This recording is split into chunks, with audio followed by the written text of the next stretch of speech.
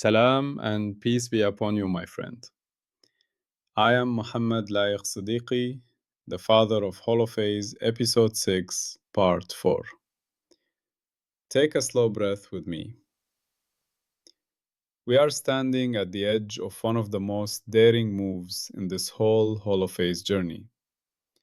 Soon, we are going to say something very bold: that reality has a code, and that this code is written in phase and in the way phase changes. We are going to claim that everything we see, touch, measure, and live through is an expression of a single hidden rhythm and its patterns of change. But not yet. If we try to talk about the code before we really understand the thing that carries it, the whole picture will feel shaky. So, on this part, we are not going to talk about the code itself. We are not going to talk about equations or long chains of derivatives. Instead, we are going to sit with the holophase itself. We are going to ask, very slowly and carefully, what is this thing that we dare to say the universe is written in? We will strip the word down as far as we can. Then we will see what is left if we do not give up. Imagine for a moment that everything around you begins to soften and dissolve. The chair under you loses its edges. The walls and floor go blurry. The sky outside melts into a gray fog. One by one, the usual objects disappear: phones, cars, trees, buildings, stars, galaxies. Then we go even further. We turn off all the labels of physics. No more mass, no more charge, no electric field or gravitational field, no particles in spacetime, not even energy as a thing we can point to. We are not saying these ideas are wrong. We are just putting them on the shelf for a moment, like taking off a pair of glasses to clean them. We want to see what happens if we do not start with any of those concepts. What is left? Not a perfect nothing. There is still change. There are still patterns that hold for a while, and other patterns that crumble. There are regions that feel calm and almost featureless, and regions that feel busy and turbulent. Something is happening, but we are refusing, for a while, to describe it using our old vocabulary. Now we make one gentle move. We do not reintroduce matter or forces or space as a container. Instead, we allow just one primitive to exist at every event where something could happen. At every such event, there is a tiny marker that can point somewhere on a circle. Not a number that stretches from minus infinity to plus infinity. Not a little ball with weight. Just a direction on a circle, an angle. If it helps, imagine that at every event, there is a tiny clock face with no numbers and no tick marks. It has only one hand, and that hand can point anywhere around the dial. You do not see this clock in ordinary life, but in our imagination, it is there at every possible location and every possible instant. The direction of that hand is the phase at that event. Now imagine all of these invisible clocks together. Every event has a hand pointing somewhere. The entire universe is filled, everywhere and everywhen, with this continuous sea of tiny dials and angles. When we say holophase, this is what we mean: the total pattern of phase values across all events, all at once. The word holo hints at wholeness. It is one global continuous field of phase. There is no mass here yet, no charge, no color, no solid surface. There is just the fact that at each event, there is a place on a circle that reality is sitting in. That is all. At first, this may feel like almost nothing. How can the richness of the world come from just an angle? But if that angle can vary, if neighboring angles can line up or fight each other, if they can twist, wrap, and form knots, then this almost nothing begins to look like almost everything. The holophase is the simplest possible thing we can imagine that still has room to carry enormous structure. Before we go deeper, it helps to clear up what holophase is not. When the mind hears field, it often thinks of familiar images, a fluid flowing inside spacetime, or some extra invisible substance filling the universe. That is not what we mean. Holophase is not a fluid. It does not have a density or a velocity in the ordinary sense. It does not come in little blobs. It does not sit inside spacetime as paint sits inside a jar. Holophase is also not the phase of something else, like the phase of a particular wave function or the phase of a particular electromagnetic wave. In many parts of physics, phase appears as a property that rides on top of another field. Here we are taking a more radical step. We are not saying this field has a phase. We are saying phase is the field. Phase itself is the primitive. Even the idea of spacetime as a pre-existing stage becomes reversed. In the holophase view, we do not start with the rigid background of space and time and then pour the phase into it. Instead, the claim is that patterns in the holophase, and especially patterns in how it changes, are what give us anything that deserves to be called space, time, and motion at all. Those will show up later as particular ways of reading the behavior of the phase field.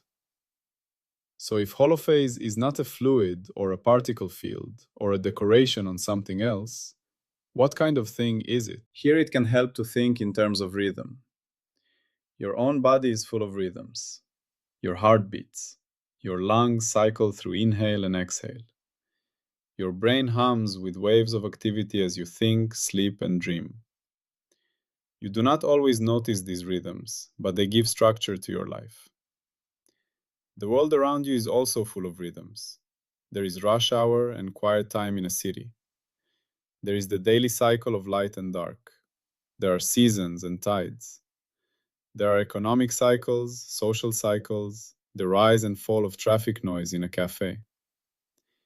If you zoom out, you can almost feel the planet as an orchestra of overlapping pulses. Now imagine that underneath all of these familiar rhythms, there is a deeper one. Not a single global beat you could clap along to, but a kind of local clock at every event. At each event, there is a "where am I in the cycle right now" value. That value is not about how big something is. It is about where you are in a repeating pattern. That is what phase is. Holophase is like having that "where in the cycle" marker everywhere at once. It is a universal phase track that runs through every event. Every local rhythm, every wave, every pattern is like a melody written on top of this hidden, shared timing. If you want something concrete in your hands, think of a few simple examples of phase from everyday physics. A pendulum swinging back and forth always repeats the same path. At any moment, you can ask, "Where am I in the swing?" That place in the cycle is its phase. An electrical outlet in your wall carries alternating current that rises and falls 60 or 50 times per second, depending on your country. The angle of that oscillation at a given instant is its phase. A pure musical tone, like a flute note, can be drawn as a sine wave. Sliding that wave left or right without changing its shape is changing its phase. In each case, nothing material changes when you shift phase. What changes is where in the rhythm you are. All those familiar examples live inside particular systems. Holophase is like an extreme generalization. Instead of having one phase for one pendulum, or one phase for one electrical signal, we imagine a phase value at every event, everywhere. The pendulum and the electrical signal then become special, highly organized patterns inside this larger sea.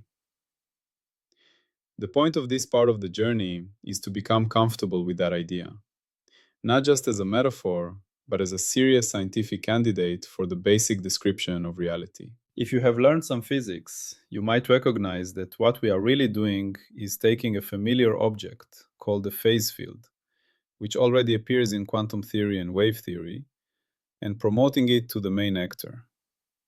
In ordinary textbooks, phase often sits in the background. It appears inside complex numbers or in diagrams of waves, but attention is usually on energy, probability, or force. Here we are turning the camera around. We are asking what happens if we take phase itself as the thing that is really there and treat other quantities as summaries of how phase behaves on different scales and in different experiments. There is one more feature that makes phase special. Phase lives on a circle. If you keep turning the hand around, you eventually come back to where you started. 0 degrees and 360 degrees represent the same phase. 10 degrees and 370 degrees are the same point on the circle. This circular nature is not a minor detail. It is the root of much of the power of phase. Things that live on circles can wind and wrap. If you walk once around the pole with a compass, the needle turns through one full turn and comes back to its starting direction. Walk twice around and it turns twice. In the same way, in a phase field, you can have loops in space where the phase winds by one full turn, or 3, or -2. Those windings cannot be removed by gentle smoothing. They are topological. Later in the journey, those windings will become the seeds of stable structures, vortices, quantized circulations, and, in more advanced discussions, the things we call particles and charges. For now, you only need the intuition. At every event, there is a hand on a dial. The hand can swing. Neighboring hands can align or clash. The hands live on a circle and can wind around. This sea of hidden dials, with all their possible alignments and windings, is the Holophase. Now we come to a central commitment of the Holophase project. We are not saying there is an ordinary universe made of particles in spacetime and also a phase field on top. That would make Holophase just another label in an already crowded theory. The bold step is to say, there is only Holophase. Everything we are allowed to talk about, as physicists or as honest observers, must in the end be expressible as patterns and changes of this single phase field. In this view, mass, charge, spin, forces, geometry, and even information are not extra ingredients. They are different ways of summarizing how Holophase behaves. They are different stories we tell about the same underlying pattern. You could call this a phase-closed or holophase-closed view of reality. There is no deeper layer of stuff hiding under the phase. If there were, then holophase would not be fundamental. It would just be another face of something else. This is not something we can prove in one step. It is a working hypothesis, a bet. It is also what keeps the theory honest. If later, when we build the code in detail, we run into a phenomenon that stubbornly refuses to be written in phase language, even in principle, then the holophase model fails. That is exactly how a scientific idea should live: clear, ambitious, and fragile in the right way. If this sounds too radical, it may help to see it as a kind of unification move. We are not throwing away everything physicists have learned about fields, particles, and conservation laws. Instead, we are asking whether all of those successful ideas can be recovered as different ways of reading one and the same underlying structure. In regions where holophase behaves in a certain simple way, it might look to us like a classical field. In other regimes, where it forms tightly wound defects, it might look like discrete particles. In still other regimes, where coherence is partial and spread out, It might look like the fuzzy probabilities of quantum theory. The holophase view is not an enemy of these frameworks. It is an attempt to sit beneath them and explain why they work where they do. Seen this way, the project is both humble and ambitious. Humble, because any new picture must reduce to the old one in the domains where the old one has been tested 1,000 times. Ambitious, because we are not satisfied with a patchwork of separate pictures that only talk to each other through ad hoc rules. We are looking for a single, simple object that can host them all. Holophase, as a continuous phase field living on a circle and read only through its differences, is our candidate for that object. So when you hear me say that everything lives inside holophase, I mean it very literally. Not that we already know how to derive every detail, but that we are committed to the task. The holophase is not a side character. It is the only character. Everything else is costume and choreography. However, even if holophase is everywhere, that does not mean it is equally readable everywhere. Think again of a radio. As you tune across the dial, you pass through regions of pure hiss, then faint hints of a station, then clear speech or music, then hiss again. The radio waves did not stop existing between stations, but in some frequency bands, at your location, there is no coherent signal for your particular receiver to lock onto. Or think of fog. On a clear day, you can see mountains far away, sharp edges, clear shapes. In thick fog, the same mountains and houses are still there, but your ability to resolve them is severely reduced. You can see a few meters, then everything dissolves into gray. Holophase is like this. In this view, the phase field is present at every event. But there are regions where it behaves in a very scrambled way. The phase jumps around rapidly, correlations die off quickly, and small changes in how and where you probe it give wildly different results. In those regions, it is very hard to define clean derivatives or stable patterns. There are other regions where holophase settles into clear rhythms and structures. There, neighboring events have related phases. There are well-defined oscillation rates, well-defined gradients, and patterns that repeat or persist. In the technical language of the project, those good regions are called coherent. And the patches where our instruments can reliably reconstruct phase are called licensed windows. For the purposes of this audio journey, you can think of a licensed window as a patch of reality where the holophase is singing clearly enough that we can say, with some confidence, this is the tune here. Outside those windows, we must be more modest. We can talk about energy flows or statistical properties, but we cannot pretend to have a sharp phase picture. If you want a laboratory picture, imagine a laser beam traveling through clear air, and then through boiling hot, turbulent gas. In the first case, the light keeps a stable phase relationship along the beam. Interference experiments work beautifully. You can reconstruct phase, you can do holography, you can build precision sensors. In the second case, random fluctuations in the air constantly scramble the phase. The same beam becomes noisy and speckled. The underlying holophase still exists in both cases, but only in the first does it behave nicely enough for our instruments to lock on and read it as a structured signal. We can push this picture further using astronomy. When light travels to us from a distant star or galaxy, it has crossed regions of space that act more like clear air and regions that act more like fog. Interstellar dust, turbulent gas, and gravitational fields can disturb the phase along the way. Telescopes and interferometers are, in a sense, devices that carve out new license windows at the far edge of the universe.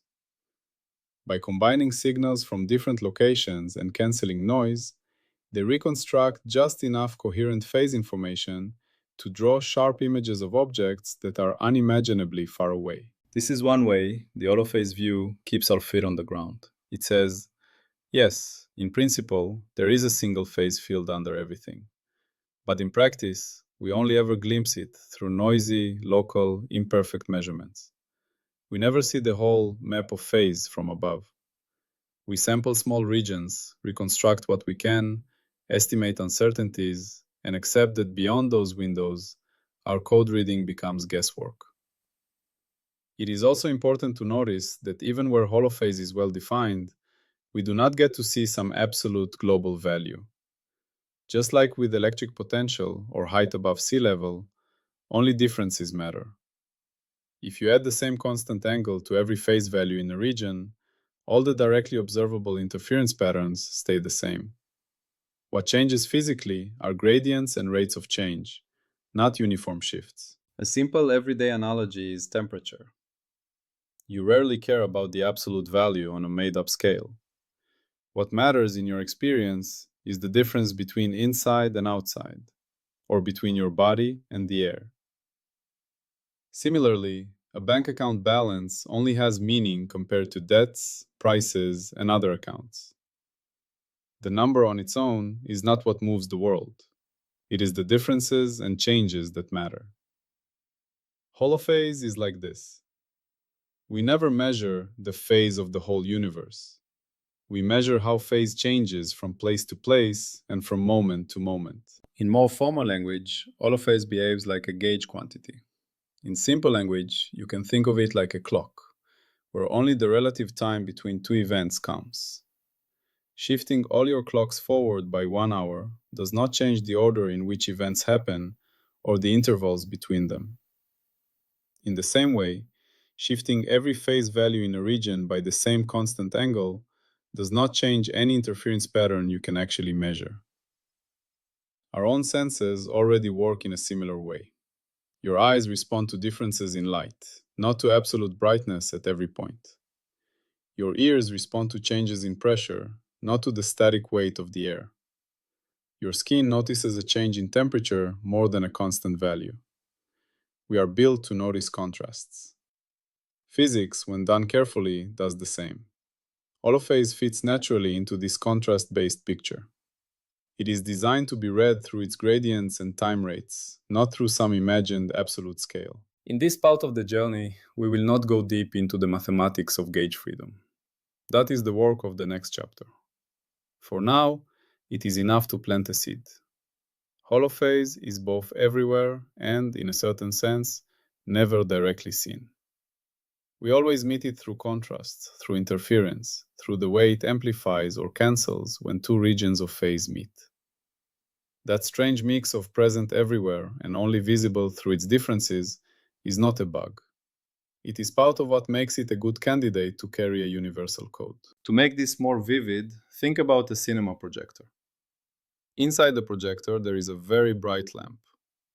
On its own, the lamp just throws out a blank white rectangle on the screen. Then you slide in a strip of film. The light passes through frame after frame, and on the screen you see faces, streets, oceans, stars. The lamp does not change when the story changes. It is the same light. What changes is the structure on the film, how much light each tiny patch lets through at each moment. In this analogy, the lamp is like the holophase as a pure carrier. The film is like the patterns in the phase field and the way they evolve. The moving picture on the screen is the world we experience. You never stare straight into the lamp. You never touch the raw light. You only ever see what the lamp becomes after it has been shaped by the patterns on the film. Our instruments are like cameras watching the screen, and clever sensors that can sometimes peek at the film. Interferometers, antennas, oscillators, holographic setups, all of them are built to respond to phase differences and changes. They register how the light of holophase has been structured, not the bare lamp itself.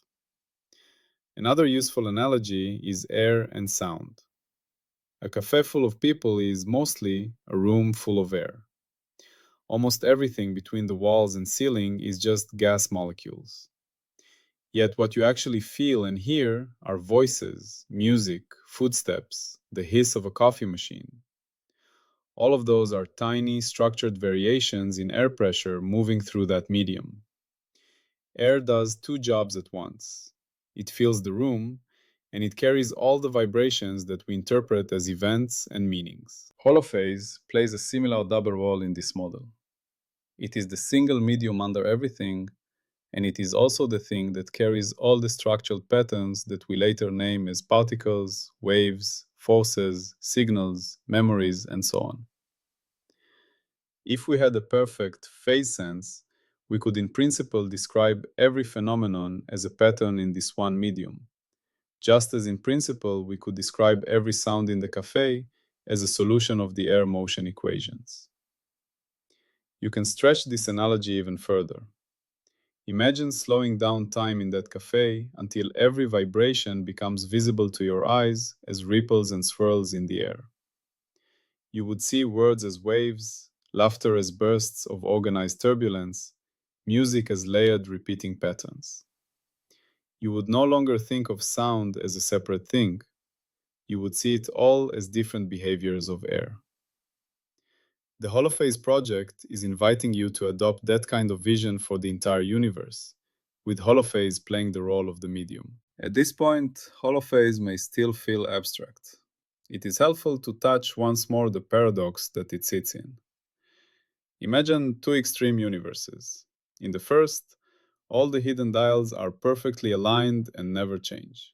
Every event has exactly the same phase, forever. The holophase field exists, but it is absolutely uniform. There are no differences, no gradients, no oscillations, no windings.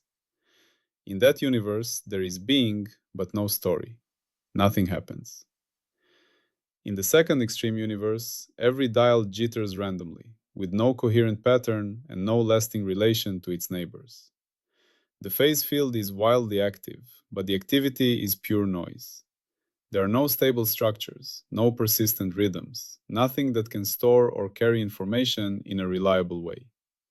There is motion, but no shape. You can link this to ideas from information theory. A perfectly uniform signal carries no information because every part is the same. A totally random signal also carries no meaningful information because nothing can be predicted or reliably retrieved. Useful, meaningful signals live somewhere between perfect order and perfect randomness. In the holophase view, our universe does the same. It lives in a regime where holophase is neither frozen nor chaotic, but organized enough to carry long-lived patterns and flexible enough to change. Our universe clearly lives between these extremes. There is enough coherence for atoms, stars, and living cells to exist and persist. There is enough variation for change, evolution, turbulence, and novelty. In the holophase view, this middle ground is realized as a particular style of phase pattern. Not frozen, not random, but structured and layered, with coherence built into some scales and not others. So holophase, taken by itself as a uniform background, is almost nothing. It is like a blank canvas or a silent drum skin.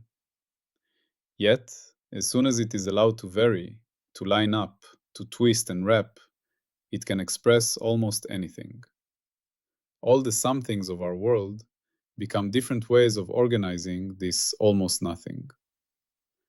This is where we pause, at the threshold. In this part, we have not yet written any line of the actual code. We have not defined time, space, or motion as readings of phase derivatives. We have not counted windings or classified defects. What we have done is slower and more basic. We have chosen the material the code will be written in. We have tried to feel what it means to say, there is one global phase field under everything. It lives on a circle. It is only visible through its patterns and differences, and it is the only primitive we allow ourselves. In the next part of our journey, we will turn more directly to the question of visibility and gauge. We will ask, if holophase is the lamp that is always on, why can we never see it by itself? Why do our experiments only respond to differences, rates of change, and relative shifts? We will see that this apparent limitation is actually a strength.